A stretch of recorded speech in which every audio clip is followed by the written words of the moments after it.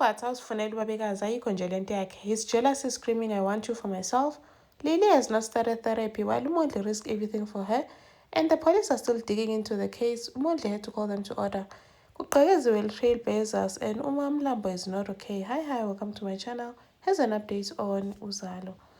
Hi, Umbatha was not happy ngomdlwane, as he calls him, umdlwane ababekazi ethi nje, what if this guy is using you? Uyakuza lo mfana.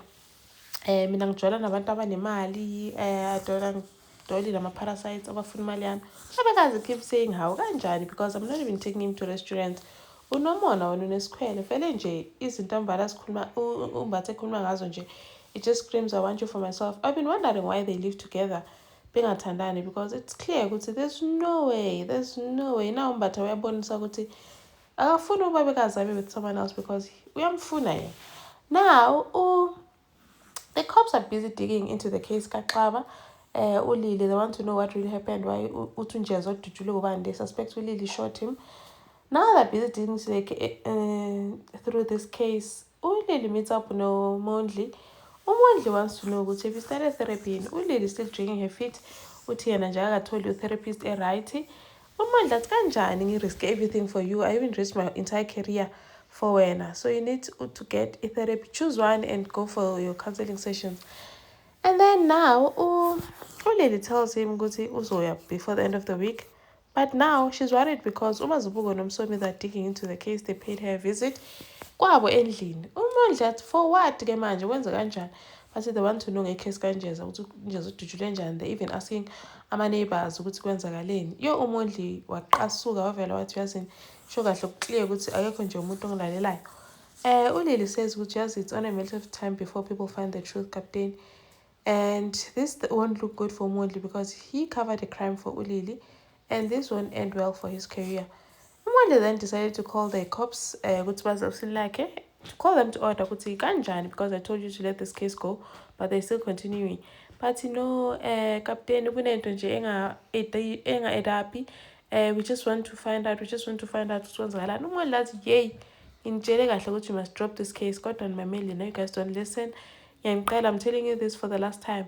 Aniyeke le case phansi. They tried to argue, but Umondli said, I'm saying this for the last time, yegeni, and told them to leave his office. I hope finally they're going to leave it, because if they keep on digging, only Mondli is going to suffer from this. And then uMamlambo noHlezipi, they arrive at Trailblazers ekuseni only to find that kugqekeziwe.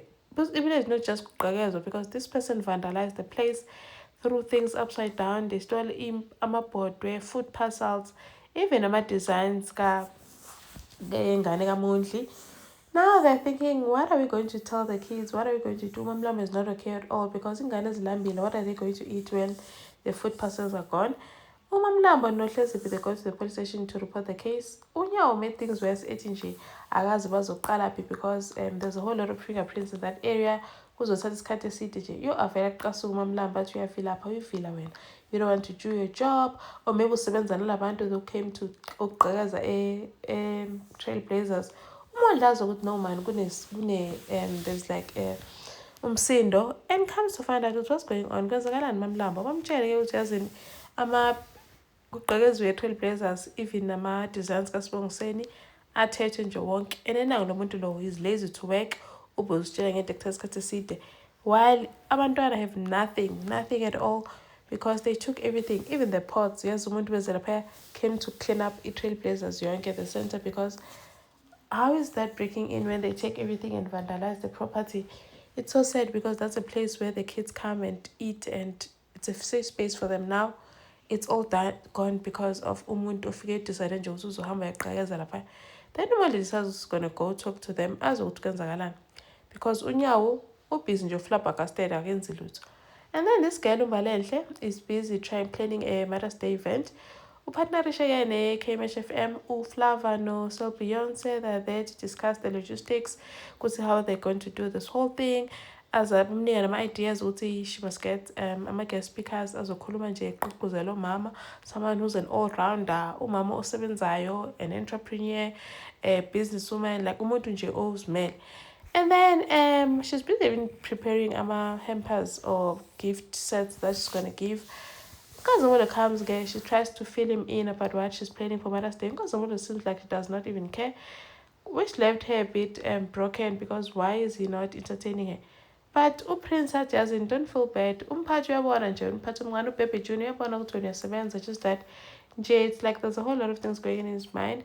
Azathi uMbalenhle, she's doing this also to thank her mom because when her dad left, umawakhe went through it all to make sure that unanempilo nayo manje. Thank you for watching. Please like, share, and subscribe. See you in the next one. Bye.